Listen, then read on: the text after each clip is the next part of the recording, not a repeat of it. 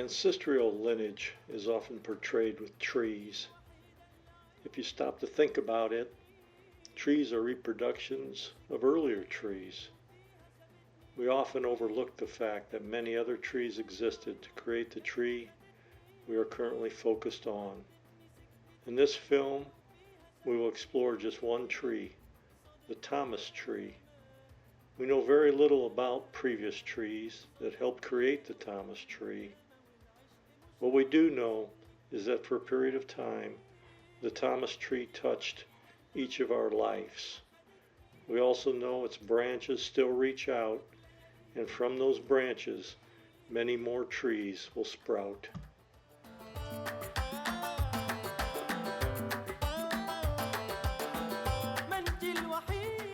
The base of our tree starts with Elias Azar Thomas and Mary Agnes Gazelle, combined in matrimony on April 8, 1918.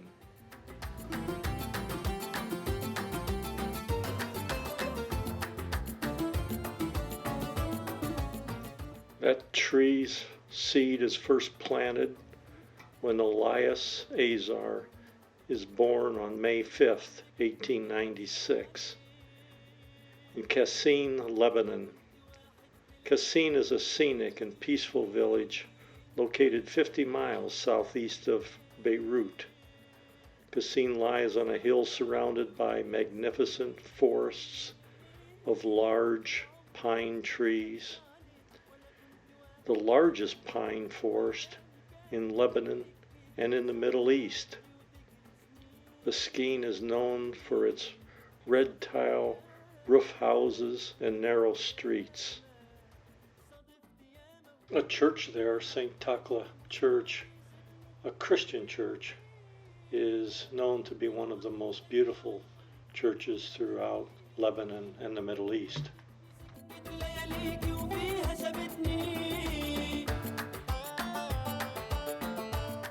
We don't know much about Elias Azar in his early years. His children would share. He was a twin. We also know that upon his arriving at Ellis Island, he went first to Maine, where a cousin eventually told him about work in a city called Michigan City in Indiana. He eventually went to work for the Pullman company that made railroad passenger cars at the time.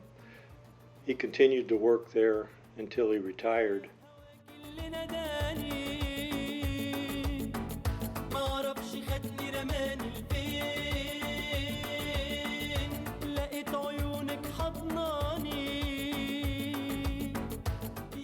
We were told throughout the years that when Elias came to the United States at a very young age, in his teens, he didn't speak much English, and his name changed.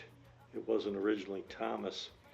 We notice on his marriage certificate he has his name as Elias Tunas, and on his announcement of marriage it was Louis Tunas, and on his immigration papers in 1942 when he became a citizen, it had changed to Elias Azar Thomas. I always knew him as Ziddo, or grandfather in Arabic.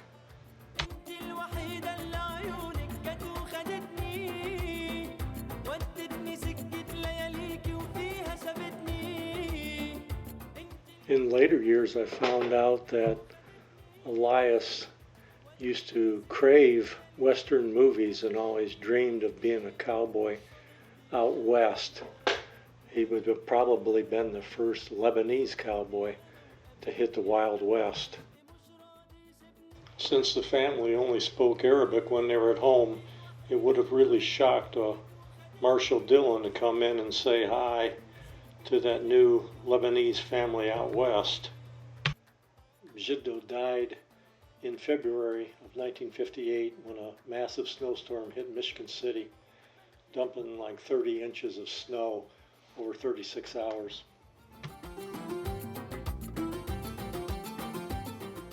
The base of our tree is also blessed with Mary Agnes Gazelle. Mary Agnes was born on May 26, 1898, in Chicago, Illinois.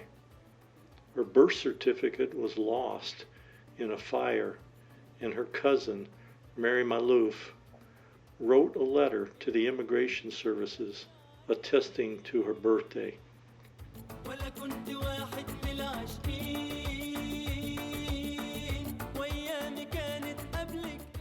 Mary was raised a Catholic. She made her first Holy Communion in June 1910 at the Church of the Immaculate Conception.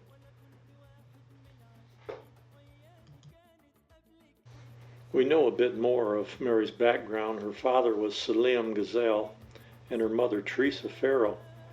Salim died in September 1926, whereas Teresa lived until 1954. We do not know when Salim was born, but Teresa was born in 1871 in Syria to Elias and Regina Farrell. Mary had 3 brothers, George, Pete, and Joe, and a sister, Catherine. And I can always remember George, the one in this picture,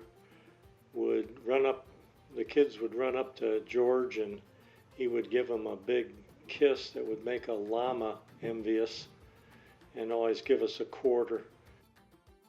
A quarter in those days would supply you with candy for over a month.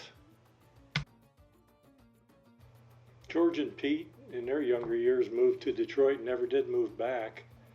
Every now and then would see him show up for a visit. George was a tall man, I'd say well over 6 feet, which was different. Most of the Arabic people were a little shorter. I remember my grandmother Mary as a kind and gentle, loving person. She was always cooking. We never went hungry when we visited.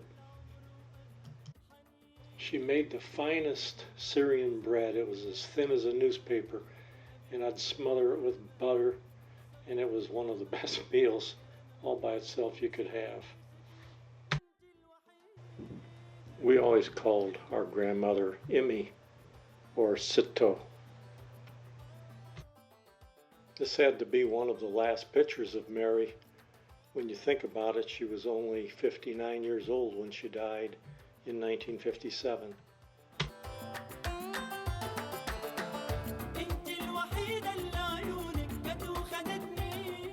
These next set of photos have to deal with the house they lived in as a family for many, many years. In fact, as many years as I can remember, at 806 South Buffalo. In the background, you can see Pullman Standard. I can remember coming out the front door, looking past that one house, and seeing Pullman Standard, where my grandfather worked for as long as I can remember. In his later working years, he was a guard at the front gate, and he always came home with this hat that had all these buttons, and it turns out later in life those were Union buttons. And I always wanted a button when I was growing up to put on my hat. The house was like 3 stories, but the thing that always intrigued me was the basement that had been dug out and added to, and down there they would butcher chickens and one time a lamb that I had had the pleasure of riding to the house with in a 54 Plymouth, and then the family would all come over and share the butchered meats. It was really like 2 complete houses, because upstairs could have easily been a rental, and as the kids grew up, a lot of them stayed there their adult lives until they went out on their own and went to school or got married. In later years, behind where Tony's standing were a couple fruit trees, apricots and peaches, that us grandkids would always fill our tummies with whenever we visited. Many times I can remember getting in trouble because I'd sneak up to the top story and look around at all these empty rooms that are fully furnished. The tree began to sprout on April 5th, 1919, when the first child, Rose, was born. Mary would born 8 children. One of them would die at birth.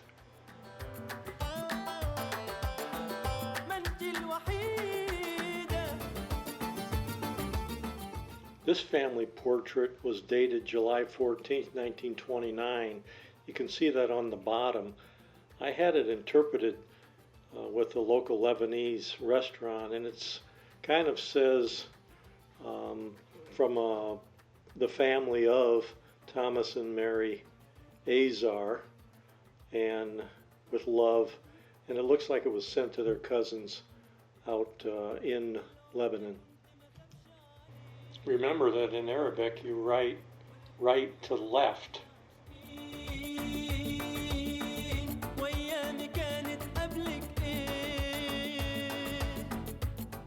Pictures show Elias and Mary and the family very happy and robust during the early years. However, in 1950, their oldest son, Anthony, died tragically in a car accident in Michigan City.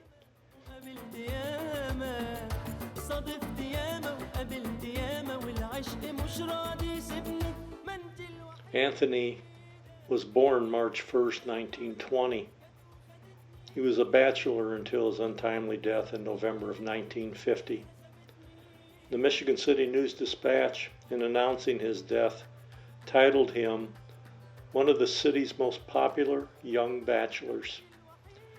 Besides being a high school track and football star, he also became a pilot for the 8th Air Force in World War II and flew over 35 missions over Germany.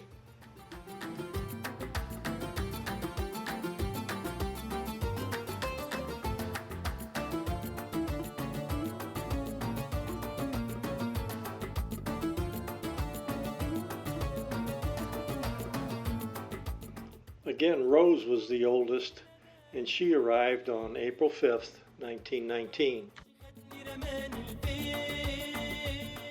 Rose married Raymond DeLee in September of 1953.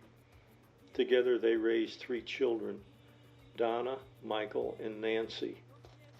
Rose passed away on February 5th, 1996, 22 years after Ray died on January 7th, 1974.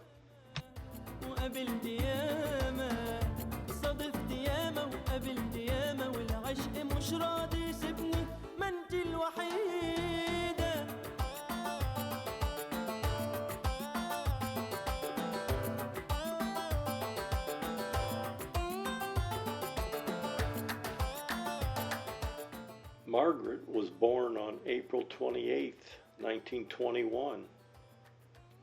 She married James Fogel on November 12th, 1949. James died unexpectedly and very young, 4 years later on August 5th, 1953. Margaret never remarried, and Margaret died on October 12th, 2010. Margaret never had any children. Margaret was part of an iconic picture that appeared in the News-Dispatch celebrating the end of World War II. You can see her here leading the crowd.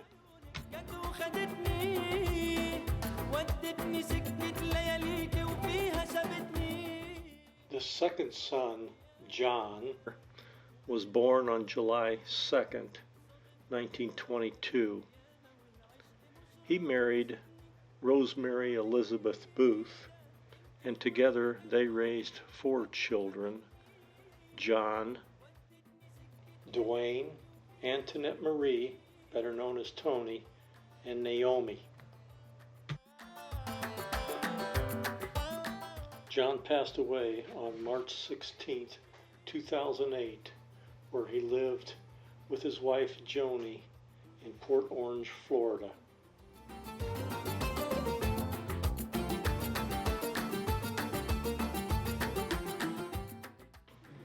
Sylvia was born on February 11th, 1926.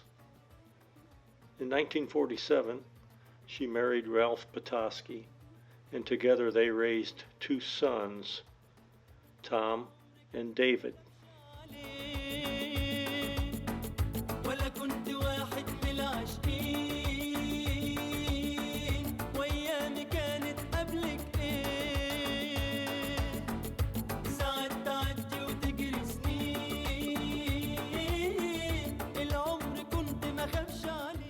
Sylvia passed away on April 16th, 2012. She had lived the last 15 years of her life without Red, and she thought about him every day.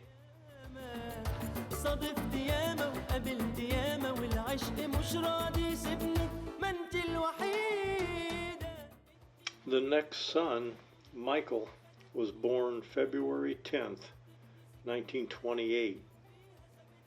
In 1959, he married Sylvia Harrow, and together they raised four children, Michael, Jenna, Mary Ann, and Anthony.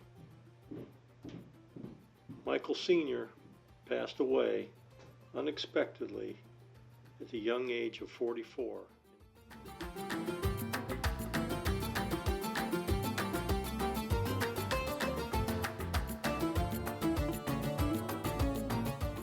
In 1929, their last daughter and final child, Madeline, was born.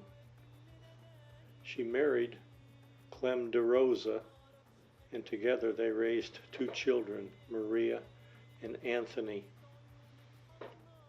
Madeline, the last branch of our family tree for this film, passed away on August 20th, 2017.